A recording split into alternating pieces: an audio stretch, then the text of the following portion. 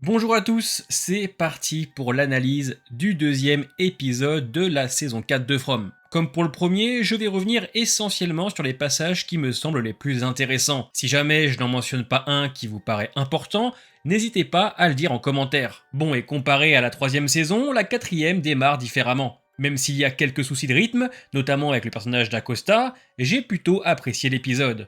Entre les personnages qui continuent de parler entre eux, les tensions, Julie qui cherche à mieux comprendre son rôle dans l'histoire et Ethan qui se voit chargé d'une mission, il y a quand même des choses à se mettre sous la dent. Je vous laisse laisser un petit pouce bleu et de vous abonner si la chaîne vous intéresse. Et nous, on est parti. This is where they sleep. We lost a couple people last night. You don't fucking break me!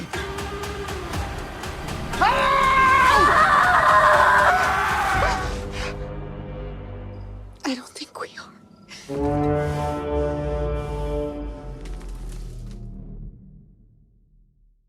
L'épisode commence avec l'homme en jaune qui met Kenny en danger, simulant la tristesse concernant la mort de son père, qui n'a en réalité jamais été son père. Une technique simple et efficace afin de dissimuler tout soupçon à son égard. Juste après, il y a un passage assez fort entre Boyd et Elgin. Rappelons qu'en saison 3, Elgin pensait faire le bien. Il croyait sincèrement que la femme en kimono l'aiderait à sauver tout le monde. Malheureusement, tout cela n'était qu'un piège pour faire accoucher Fatima de Smiley. Il s'est fait torturer par Boyd pour savoir où il la retenait prisonnière avant de se faire arracher l'œil par Sarah. Pour protéger Fatima et Sarah, et pour que personne ne perde foi en lui à cause de ce qu'il a fait, personne ne doit savoir.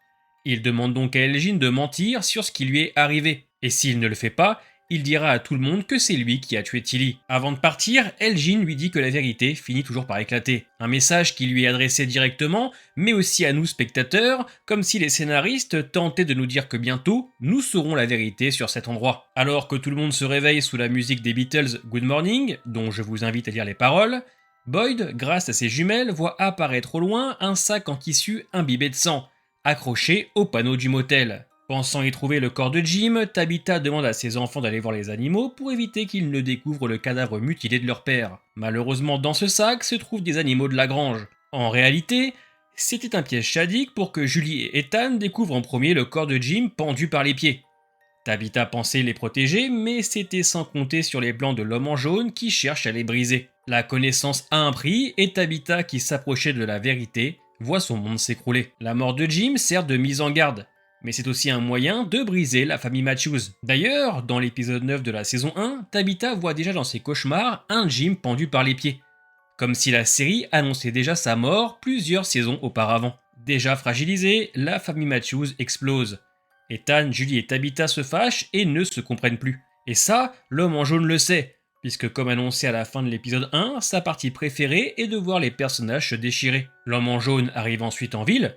Il va chercher une nouvelle paire de lunettes accompagnée de Sarah. Elles se rendent au diner, plus précisément dans la pièce où tous les objets des défunts sont entreposés. D'ailleurs, c'est plutôt excellent puisque l'homme en jaune il connaît déjà l'histoire, il sait parfaitement à qui appartiennent ces objets, il fait semblant d'être touché par le lieu, mais il va s'arrêter sur une statuette de danseuse. Cette petite ballerine, nous l'avons déjà vue plusieurs fois dans les visions de Boyd. L'homme en jaune semble presque déstabilisé face à cette statue, comme s'il reconnaissait quelque chose ou que cet objet avait une importance particulière. Pendant ce temps, Boyd et Jade, accompagnés d'Ellis, discutent enfin des événements récents. Jade raconte tout.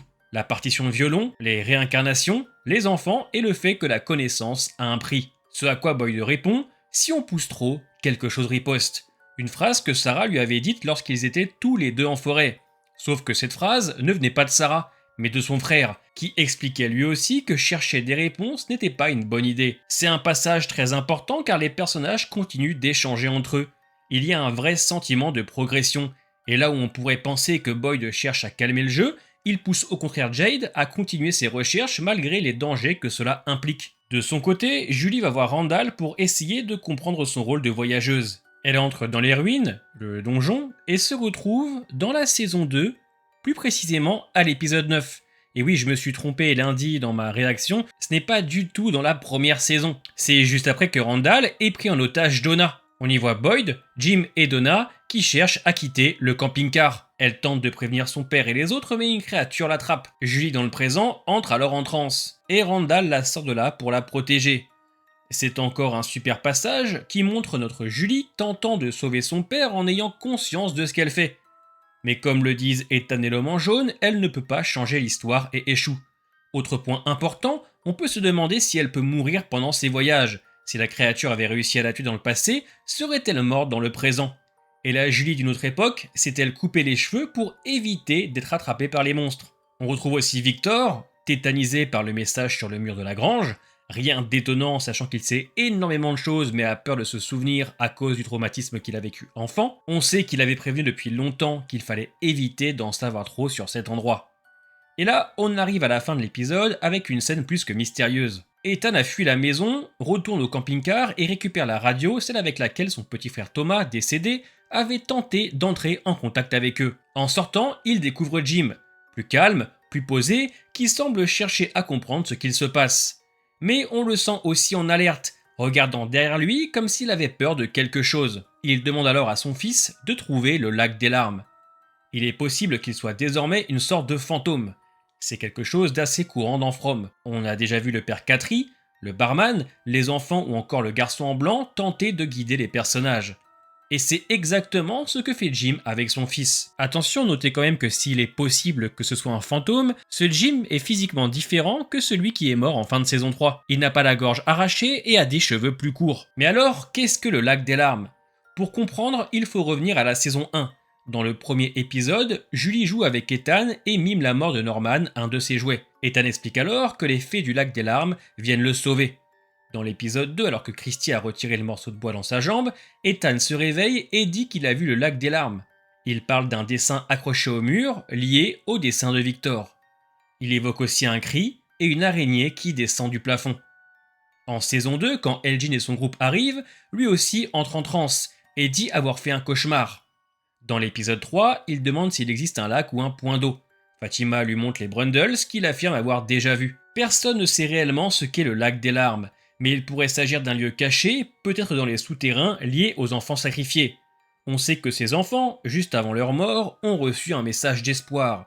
Cet espoir aurait donné naissance aux racines des arbres téléporteurs, ainsi qu'aux symboles que voit Jade. Il est donc possible que le lac des larmes soit formé de leurs larmes et qu'il représente une des clés pour briser la malédiction. Et à partir de là, j'ai arrêté d'écrire, simplement parce que j'avais une sacrée migraine. Il y a tellement de détails dans les épisodes qui nous font revenir dans les saisons précédentes pour repartir encore en avant et repartir en arrière, essayer d'assembler les pièces du puzzle qui sont extrêmement complexes, que j'ai préféré dans cet épisode-là me concentrer sur ce qui me semblait, moi, le plus intéressant. Donc voilà pour ma petite analyse du jour, j'espère qu'elle vous a plu, portez-vous bien les amis, et à la semaine prochaine pour l'épisode 3.